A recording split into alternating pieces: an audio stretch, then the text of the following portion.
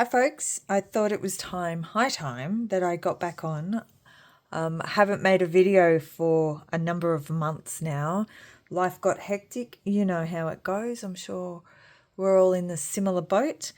And I've missed it. So I thought I would just jump straight back in and have a little chitty chat about some of the pairings I'm using at the moment. I apologize if I am repetitive. I cannot remember for the life of me what I've done in the past, what I've said in the past. No inclination to go look back on it. So yeah, I just thought it might be a bit nice to reconnect and have a little play with our cards. I have not bought anything for months except for one deck, which features today. I'm trying to chill my farm on buying stuff. It's not really any other thing than kind of wanting just to pause and take some time to see what I've got, how it works, if it works. Am I kidding myself?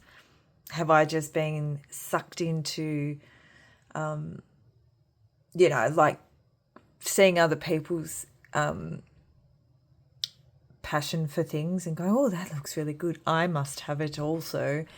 And then realizing it might not be for me. So there's a few decks that might end up in a bit of a limbo land, or they're already in limbo land. They might get the boot. Don't know. Might be another video to look into that. So g'day, how you doing? I hope you're doing well. It is winter here in southern Australia, and this is Hardenbergia, which is one of the rare delights of flowers that we get down here at this time of year. This isn't like a natural form local to me. It's a plant that I planted because it's so pretty. And I have another couple of huge plants that are just a profusion of purple with these lovely little pea flowers. So yeah, it's a Hardenbergia violaceae, I believe. So yeah, bit of botanicals before we kick off. Okay, so the deck I bought is the Cantergy Oracle. For multiple reasons. My initial reasoning was I wanted something to pair with Line Strider, which I haven't really done with this yet. Mind you, I haven't worked intensively or extensively with it because I've been waiting for the winter solstice, which is the 21st of June here for us. And I intend to work through this oracle week by week. So it's 52 cards, and the way it's designed is to follow through. Now, if you don't know this one, it's a little bit complex to try and explain. It's an ecological, spiritual guide and creative prompt deck. So I'm here for all that. There are a ton of different ways you could potentially use it, but I've decided to dive in and use it as a yearly cycle. So this first one, the True Solstice Sun. Oh, the Dark Solstice Sun, sorry. True Zero, Turning Point, Extreme Edges. The subtle and life-changing process of vanishing into void and emerging into renewal. I mean, sign me up. What is that about? So in the guidebook, I quite like the images too. The more I get to know the deck, I've played with it. And used it in a pairing a couple of times. Sorry for the shadows. I suck at lighting. But anyway, so my understanding is at the beginning here, we've got the creator's story, sort of that pertains to the actual theme of the card. The keynotes, which is what I just read. The symbology of the winter solstice. Guidance. So if things are heading down to the point of zero where true regeneration is possible, how might you support that process? Like, there's tons of stuff you can do in here. I'm a take it and leave it kind of girl. I don't take any of this stuff as it's like I have to follow it. As an icon, use the image to help you navigate through those turning point moments in life. I think it's a nice little think reflection deck. I hope so. I'm looking forward to moving through it systematically this way. There's creative prompt and then an ecological connection. And some of the ecological connections I can pop in and out of, but some of them just are a bit spiky. I really have always had a very ecological consciousness, and I kind of don't want to be reminded of the things that are going a bit shit. So sometimes I just don't want to go there because it'll kick me out of where I'm going. But one of the decks that I've been using it with for some pretty, how would I say it? Well, it's healing, it's shadow, it's decay, mostly historical rot of, old shit that is still sort of kicking around and just needs a different perspective perhaps to look on it. And so the big guy that I've been using for this work is the Hush Tarot, which, to be fair, had taken a bit of a spell down in limbo land, which is under my desk in a separate compartment, but has just come up recently like a geyser right into my life, right when I need it. And so I started marking, I've put this back in order, getting ready to go, but, I've just started working with this intensively, and I kind of already miss having it to play with the Hush Tarot. So I have commitment issues. I kind of get like, I'm going to do this big long project, and then sometimes I go, you know what, maybe not, but I don't have any issues with it.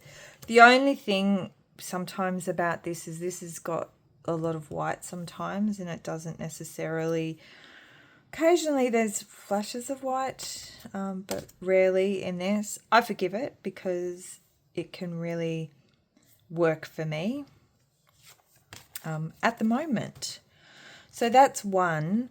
I have also used pause. Now, before I get going, I am very aware that this is quite busy on the table. This deck is one that I've sort of really struggled to figure out where I wanted to put it. And then I put it here together with the Hush Tarot, and the messages that have come through for me pertaining to the old things,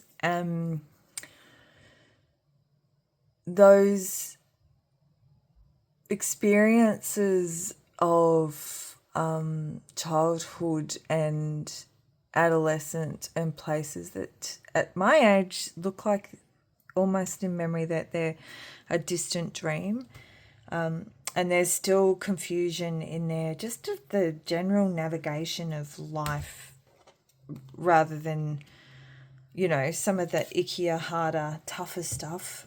I mean, as well as this little setup works brilliantly for me. This is actually quite a good guidebook, but I've never really known where and how I wanted to use this deck. I believe there will be an even better pairing, so if anyone has any ideas on that, please use it. But it does help in some of my readings. It's a really kind, gentle voice, and sometimes I can go down a darker path. But the truth about working with the Hush Tarot sometimes is that when I just accept that that's where I'm going, I find this deck holds me really well and is, that part of childhood that's not particularly intimidated by decay and that last gasping, change, like before things become new. I don't know. We kind of, as kids, we all gather around and poke sticks at it a bit. And I avoid poking sticks at it, but I think it's a really important part of childlike wonder. Because childlike wonder isn't all about chasing butterflies and rainbows and blowing dandelions. It's the dark, damp corners of the forest as well that we dare to go. And I dare to go with this, especially this. This has been a really kind, almost like a grandmother energy that understands kids a bit, that part of kids a bit, and is not judgmental. The trio, I've been using these three for a couple of weeks now, almost daily. I feel like some of my other decks are getting a little offended, but I can't help myself. And yeah, this one were in limbo land, and you know how you just have those moments where you just go, I give that a go, and here we are. I'll show. I've been using them so much that they're not in their box. They're just like in a little stack. Don't love the back of this one because of the name on it. That sucks. This one's a nice back. This one is hideous.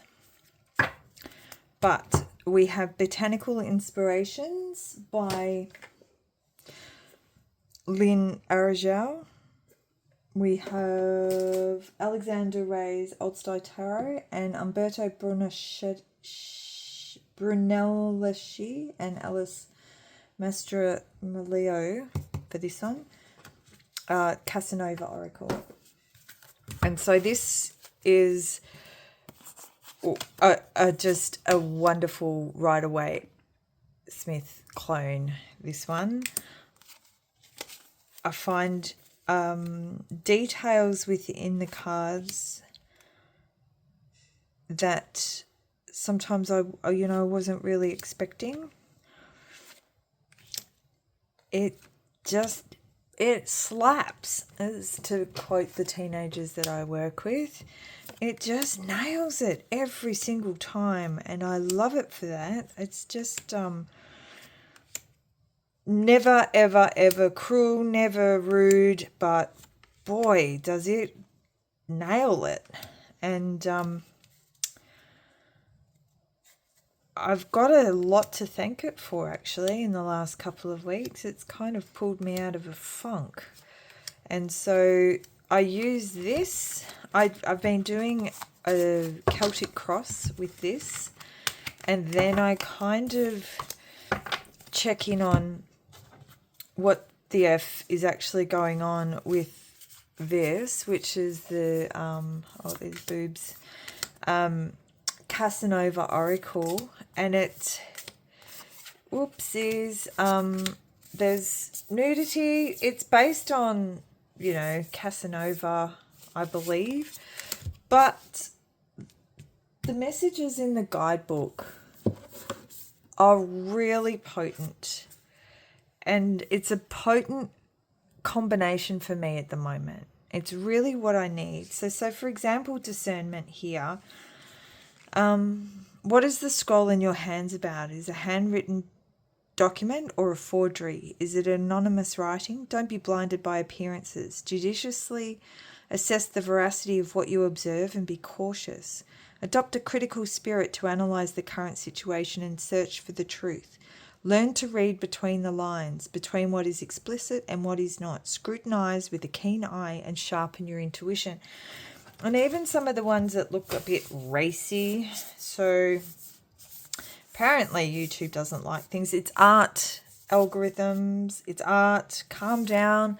So say, for example, this one, bear bum. It says switch, right? It's two girls in various states of undress. They look like they're at a dinner party. And one with a bare bum. Her bum is quite red. I don't know why. But it's called Switch. This card could indicate a crucial moment, a crossroads in life where paths intertwine and fate demands your choice. It is as if the fabric of reality itself is being folded, proposing that you wear different clothes than you have always worn. Considering new directions and new identities. Something unexpected is changing the course of things as you have known them up to this moment. The invitation is to change your conventions and put yourself in someone else's shoes if their point of view seems alien and impossible to accommodate. There is no way to see life, just as there is no absolute truth. Oh, there is no one way to see life, just as there's no absolute truth. Even habits can change, allowing you to break the chains of the past.